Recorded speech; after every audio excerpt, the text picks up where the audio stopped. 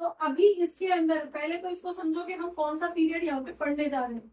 हम इस Indian economy को mainly IED, Indian economic development, right, इसको हम अलग अलग दो फेजेस के अंदर पढ़ेंगे। एक तो हमारा at the time of independence, ठीक है, जिस दिन हम आजाद हुए थे वो तो आपने पढ़ लिया। अब ये वाला पीरियड क्या था आपका, 1947 था, राइट। अब 1947 से अब हम पढ़ेंगे post independence, right. Post independence मतलब इंडिपेंडेंस के बाद आज तक के पीरियड को हम अगेन दो फेजेस के अंदर पढ़ेंगे। कौन सा वाला हो जाएगा, इधर ले आती हूँ, जगह नहीं बची। फर्स्ट फेज हो जाएगा हमारा जिस दिन से हम इंडिपेंडेंट हुए थे, 15 अगस्त 1947 से लेके 1990 तक का जो पीरियड था, ठीक है जी। ये जो हमारे 43 ईयर्स ऑलमोस्ट, ये जो 40-50 साल हमारे रहे हैं, 43 ऑलमोस्ट, ठीक है। यही वाले ईयर्स को हम एक अलग फेज में पढ़ेंगे, तब पोस्ट इंडिपेंडेंस, इंडिपेंडेंस के बाद, ठीक है। ये हमारा मोस्ट स्ट्रगलिंग पीरियड था। उस टाइम पे हम बिल्कुल खुले उसमें थे, हमारे पास कुछ भी नहीं था रिसोर्सेज। हमने अपनी कंट्री को उस कंडीशन से आज इस कंडीशन तक लेके आए हैं, तो उसके लिए बहुत सारी पॉलिसीज बनाई। हर सेक्टर के जो 5 सेक्टर पे खड़े थे, उन 5 सेक्टर के अंदर हमने अलग अलग तरह के एक्सपेरिमेंट्स किए, ठीक है, जिससे कि हम उसको यहाँ तक ले पाए, और उसमें बहुत हद तक हम सक्सेसफुल भी रहे। तो वो पीरियड जो है वो दो फेजेस के अंदर हम पढ़ेंगे। फर्स्ट फेज ये वाला, ठीक है, और दूसरा फेज आपका 1991 से लेके आज तक टिल डेट, राइट। तो ये पीरियड हम यहाँ इस तरह इस फॉर्मेट में आप पूरे इंडियन इकोनॉमी को पढ़, समझ में आ गया। तो इंडियन इकोनॉमी को हम मेनली दो पेज में पढ़ेंगे। कौन सा, इंडिपेंडेंस के दिन हमारी क्या हालत थी, और इंडिपेंडेंस के बाद हम किस सिचुएशन में, ठीक है। अब ये बाद वाले पीरियड को अगेन हम दो सेक्टर में डिवाइड करेंगे, दो टाइम पीरियड में डिवाइड करेंगे। पहले ये 43 ईयर्स 47 से लेके 90 तक, ये एक फेज होगा, ठीक है। और दूसरा फेज ये वाला होगा कि 1991 से आप आज तक जो भी डेवलपमेंट हो रहा है उसको हम पढ़ेंगे। ये 1991 ही डेट क्यों ली जा रही है, यही डेट क्यों ली जा रही है, क्योंकि ये वाला पीरियड था, इस पीरियड के अंदर बहुत बड़ा चेंज हमारी इकोनॉमी के अंदर आया था, जिसकी वजह से हमारी इकोनॉमी डेट ट्रैप में जाते जाते बच गई, राइट। हम जो है एक तरह से बिल्कुल हमारा वहां पे रेवेन्यू, वो कौन सा था, प्राइमरी डेफिसिट वाली कंडीशन में हम आ गए थे, राइट। फिस्कल डेफिसिट की कंडीशन में आ गए थे, माइक्रो सब पढ़ चुके हो, राइट। मतलब एक्सट्रीम लेवल पे हम पहुंच चुके थे। अगर हम वहां पे उसको रिफ्रेम नहीं करते अपनी इकोनॉमी को, तो हमारी इकोनॉमी फिर से किसी दूसरी कंट्री की गुलाम हो जाती है। समझ में आ गया। इसलिए इस पीरियड को इम्पोर्टेंट पीरियड माना जाता है हमारी इकोनॉमी में। इस पीरियड के अंदर जो आया था, जो इकोनॉमिक पॉलिसी बनी थी, उसको हम न्यू इकोनॉमिक पॉलिसी कहते हैं। एनईपी एक और है, एनईपी 2020, उसकी बात नहीं कर रहे। उसका मतलब क्या है, न्यू एजुकेशन पॉलिसी, तो उसकी बात नहीं कर रहे हम यहाँ पे।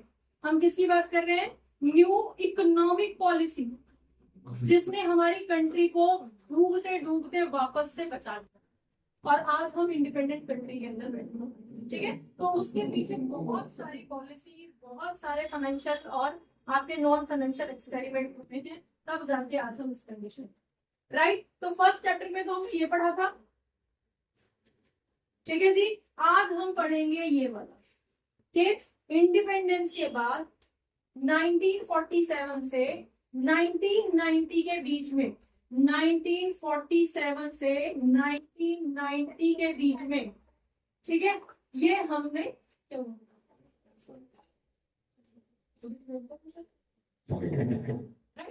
इस ड्यूरेशन में हमने क्या क्या नई पॉलिसीज बनाई। आगे हमारे पास वही 5 सेक्टर रहेंगे जिनमें हमने अपनी इकोनॉमी को पढ़ा, राइट। तो उसी वे में हम आगे पढ़ेंगे, लेकिन उससे पहले कुछ थोड़ा सा इंट्रोडक्शन फॉर्म में आप पढ़ लो कि इस पीरियड में हमारे पास 3 इकोनॉमिक क्वेश्चन आके खड़े हो गए थे, रिसोर्सेस खत्म थे, एक्सट्रीम पॉवर्टी हमारी कंट्री के अंदर थी, 80 to 90% पॉपुलेशन हमारी डिस्गाइज्ड अनएम्प्लॉयमेंट के अंदर थी। डिस्गाइज्ड अनएम्प्लॉयमेंट पहले भी तुम लोगों ने पढ़ा होगा, क्या होता है डिस्गाइज्ड अनएम्प्लॉयमेंट?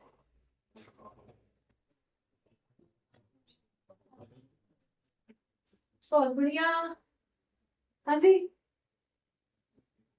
डिस्गाइज्ड अनएम्प्लॉयमेंट जहां जरूरत से ज्यादा लोग काम कर रहे होते हैं।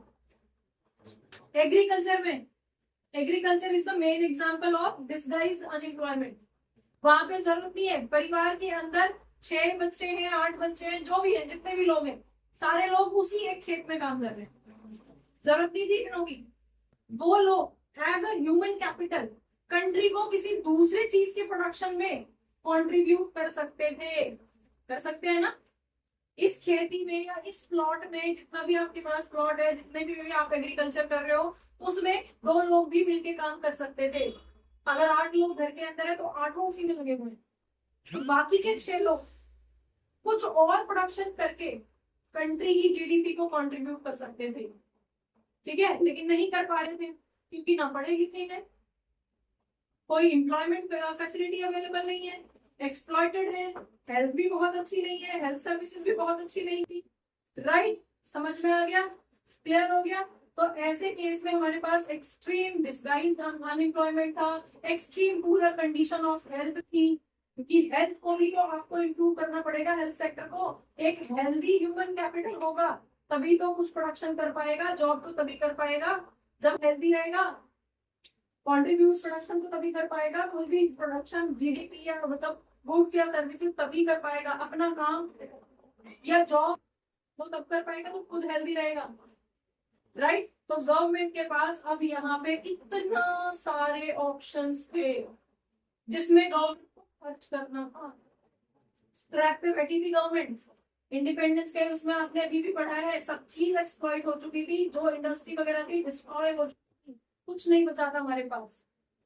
इतने लोग, इतने कैपिटलिस्ट लोग हमारे पास नहीं थे कि वो अपनी नई नई कंपनियां बनाए और लोगों को एम्प्लॉयमेंट देना शुरू कर दें, नहीं थे, गिने चुने लोग थे, राइट। तो ऐसे केस में गवर्नमेंट के पास अगेन 3 क्वेश्चन आ गए, कौन से, जिनको हम इकोनॉमिक प्रॉब्लम्स कहते हैं।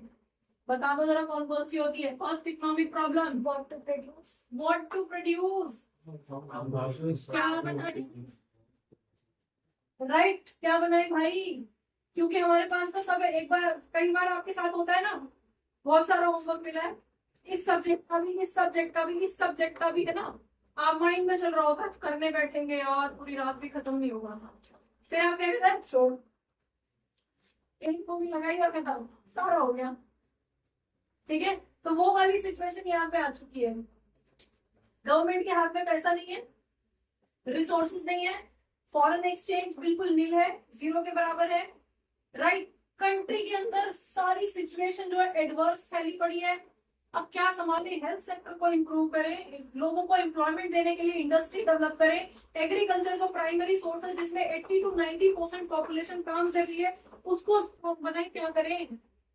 तो वो वाली सिचुएशन हमारे पास है, राइट। तो फर्स्ट क्वेश्चन गवर्नमेंट के सामने क्या था, क्या बनाए, राइट। दूसरा क्वेश्चन था हाउ टू प्रोड्यूस, कैसे बनाए भाई, राइट, मतलब कैसे बनाए, मशीनें तो है नहीं,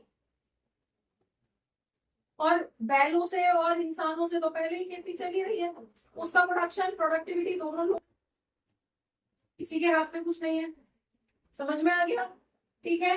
नेक्स्ट सिचुएशन आ जाती है फॉर होम, मतलब किसके लिए, मतलब यहाँ पे आपके पास आ गया किसके लिए बनाए, क्योंकि नॉर्मली जब कंपनी कोई प्रोडक्शन कर रही है किसके लिए कर रही है, कि खरीदने वाला टारगेट कस्टमर है, वो खरीदेगा, उसके पास सर्विसेज जाएंगी, गुड्स जाएंगे, हमारे पास पैसा मिलेगा, ट्रांजेक्शन ही तो है, इकोनॉमिक एक्टिविटी है, पैसा ट्रांसफर होगा, राइट। तो ये 3 बड़े क्वेश्चन हमारे सामने, हमारी गवर्नमेंट के सामने आके खड़े हो गए कि अब क्या करें।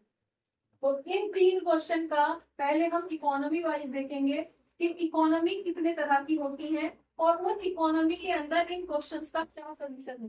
क्योंकि अब हमें क्या करना है, अब हमें सबसे पहले तो पॉलिसी बनानी है कि कैसे आगे बढ़े, राइट। इतना सारा फैला हुआ है, सारे सेक्टर हमारे पास एम्प्टी पड़े हुए हैं या डिप्रेशन में है, ठीक है। Now we have to produce और we have to make certain policies so that we can improve our economy, even the entire economy we have to improve at once, ठीक है। एक दिन में तो नहीं होगा, जादू से भी नहीं होगा, ठीक है। तो उसके लिए हमें क्या बनानी थी, पॉलिसी। अभी हमारे पास कोई पॉलिसी नहीं थी, तो सबसे पहले तो हमारे लिए चैलेंज था कि हम पहले ये डिसाइड करें कि हम इकोनॉमी कैसी है। इकोनॉमी कैसी है मतलब हमारे पास 3 तरह की इकोनॉमी होती है, सुना है कभी? कौन कौन सी इकोनॉमी? कैपिटलिस्ट इकोनॉमी, ठीक है। Then socialist economy and one is mixed economy, right. Clear हो गया?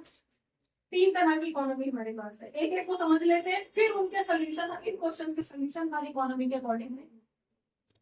First question, first type of economy is capitalist economy. Meaning क्या होता है कैपिटलिस्ट इकोनॉमी का? वो इकोनॉमी जो अपनी पॉलिसी किनके हिसाब से बना रही है, कैपिटलिस्ट लोगों के हिसाब से बना रही है। कि अगर उनकी क्या थॉट रहती है, उनकी थॉट होती है कि अगर कंपनीज ग्रो करेंगी, अगर हम कैपिटलिस्ट लोगों को जिनके पास ऑलरेडी पैसा है, अगर हम उन्हें सपोर्ट करना शुरू कर देंगे तो वो लोग क्या करेंगे, और कंपनी बनाएंगे। कंपनी बनाएंगे तो अकेले तो नहीं चलाएंगे, होगा क्या, लोगों को एम्प्लॉयमेंट मिलेगा, रिसोर्सेज जनरेट होंगे, लोगों की इनकम में डिफरेंस आएगा, ठीक है। और जब एक बार एम्प्लॉयमेंट क्रिएट होगा तो बाकी पैरेलल चीजें, उनका हेल्थ, उनकी एजुकेशन, वो सब पैरेलली डेवलप हो जाती है। समझ में आया? जिस एरिया में स्कूल खुल रहा है उस एरिया में कैंटीन, छोटी छोटी स्नैक्स की दुकानें, फोटोकॉपी की दुकानें अपने आप डेवलप हो जाती है ना। सिमिलरली अगर कंपनी इस तरह की यहाँ पे स्टार्ट हो जाएगी तो उससे रिलेटेड जो इकोनॉमी को बूस्ट करने वाली दूसरे सेक्टर्स है वो ऑटोमेटिकली डेवलप होते चले जाएंगे। समझ में आ गया? दैट इज इकोनॉमी, ठीक है। सोशलिस्ट इकोनॉमी जिनका पूरा फोकस किस पे रहता है, सोसाइटी के एंटायर ग्रोथ पे, सोसाइटी को एक साथ डेवलप कराना है, ऐसा नहीं है कि पुअर रह जाए। सोशलिस्ट इकोनॉमी का मतलब क्या है? कैपिटलिस्ट कौन थे, किस पे फोकस था उनका, कैपिटलिस्ट लोगों पे, ठीक है। उनका पूरा फोकस किस पे था, अमीर लोगों पे। तो अपनी जितनी भी गवर्नमेंट पॉलिसीज बना रहे थे वो उन्हीं को टारगेट करके बना रहे थे कि अगर ये ग्रो करेंगे तो ये अपने साथ बाकी लोगों को भी ग्रो करवा देंगे, ठीक है। यहाँ पे सोशलिस्ट ये क्या बोल रहे हैं, सोसाइटी को एक साथ लेके चलना भाई, ठीक है। किसी एक सेक्शन को बहुत ज्यादा इंपॉर्टेंस नहीं देनी है। कैपिटलिस्ट लोगों को अगर सारी पावर मिल जाएगी तो वो बाकी लोगों का या पुअर लोगों का एक तरह से एक्सप्लॉयटेशन करना शुरू कर देंगे। एक्सप्लॉयटेशन ही तो होता है। सैलरी किसी भी जॉब में आप जा रहे हो, मिनिमम वेजेस रेट गवर्नमेंट की तरफ से डिसाइडेड है, फिर भी वहां नेगोशिएट होता है कि इससे कम में करने को तैयार हो तो हायर कर लेंगे, नहीं तो बहुत नो है लाइफ में। यही तो अंग्रेज भी कर रहे, राइट। तो आगे हम किस उसमें चले जाएंगे, सिचुएशन में हम एक्सप्लॉयटेशन की सिचुएशन में वापस चले जाएंगे।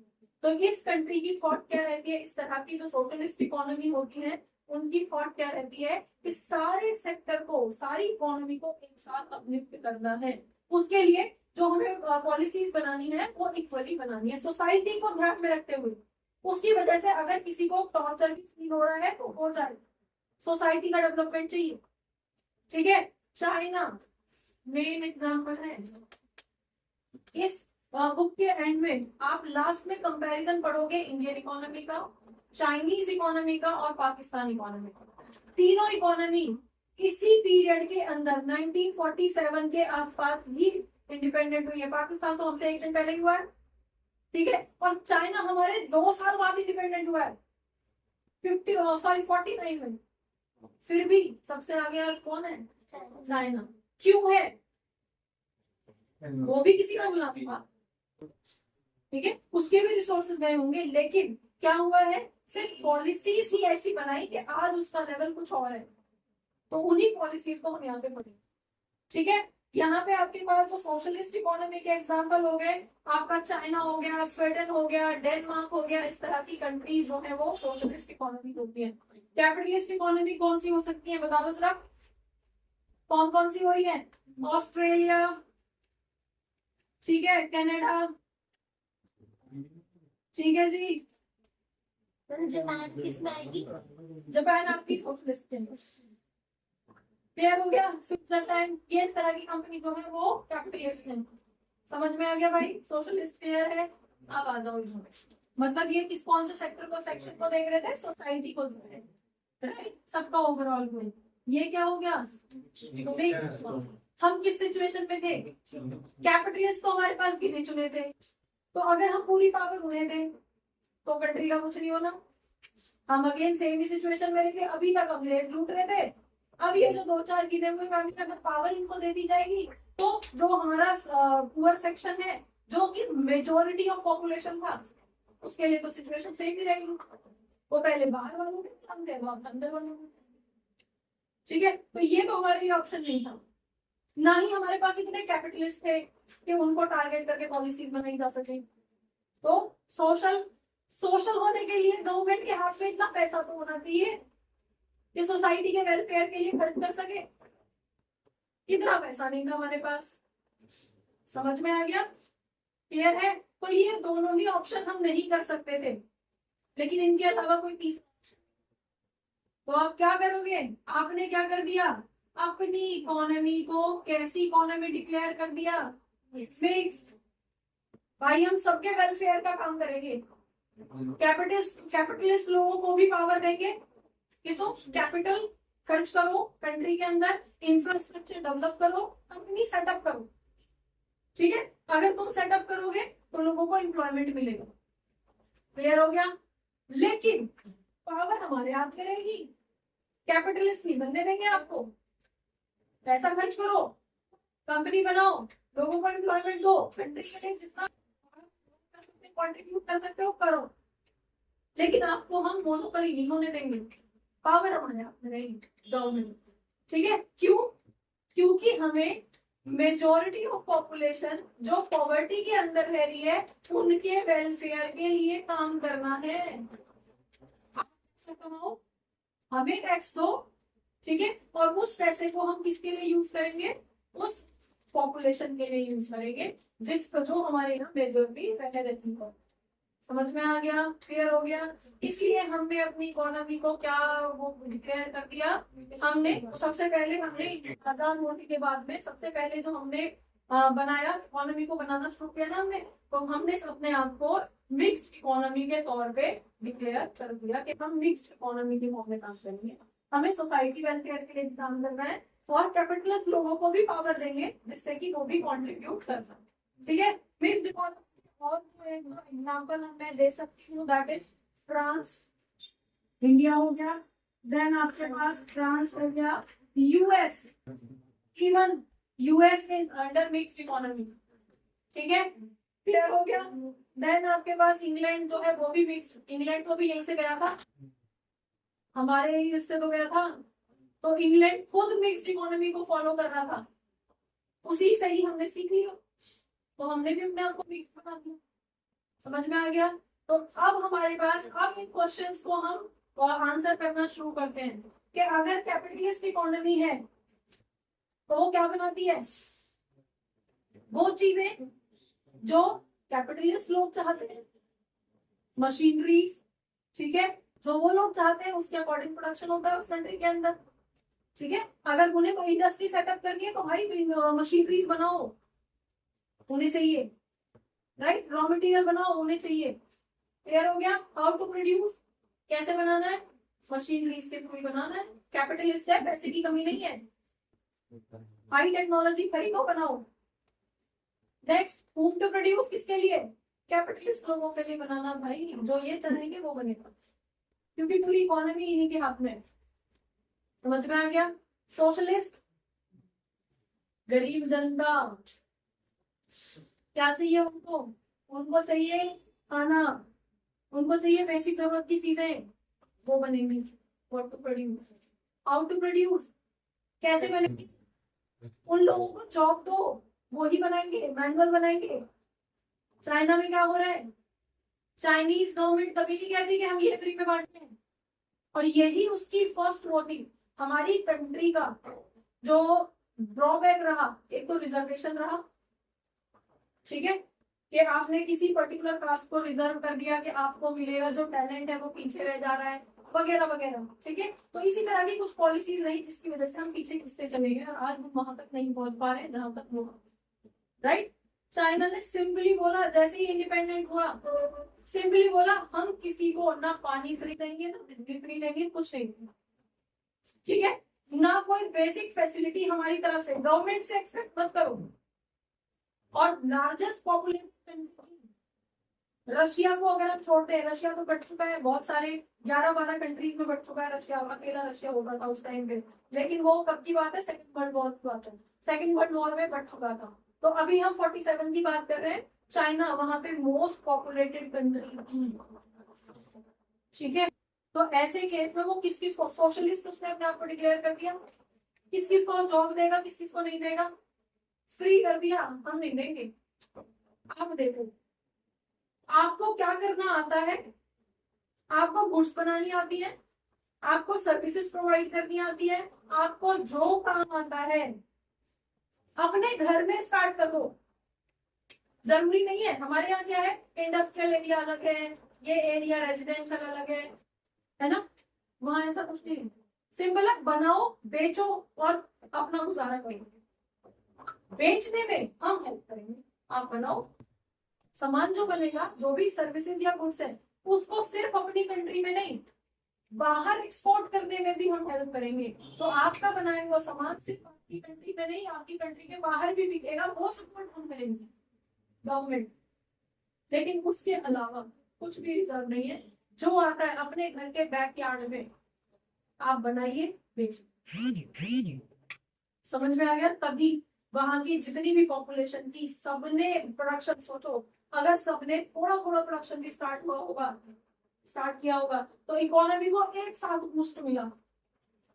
हमारे यहाँ 150 करोड़ से ज्यादा पॉपुलेशन है, आप सोच के देखिए वर्किंग के एज के अंदर कितनी होगी। आप 50 करोड़ मानिए, 150 मत मानो, 50 करोड़ तो हमारे पास है वर्किंग कंडीशन में, जो कर सकती है।